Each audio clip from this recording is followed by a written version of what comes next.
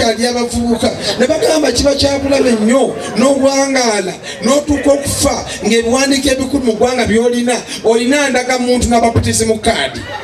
Funako ku passport otambuleko ensi eno, genda kuwala Kenya, genda kuwala Tanzania, mugendeko ku bisinga, genda omuleko ne mukyalawo. Anyway, obulamu bwabwe mubufeeko kubanga bannange we live once and we die forever. So make sure you look at take good care of yourself.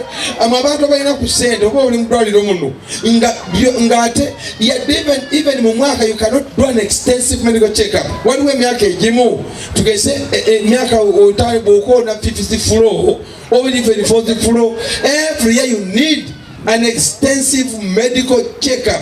Nemukebera ensigo, omukyala nokebera amabeere, temuli buyinja, nokebera kikimu abadde batabalanga n'okiza kumanyi n'amannya, tolina siriimu, tobeera ng'olina olumbe lw'oluna nga tomanyi. Anyway, mbasaba obulamu bwammwe bukuume.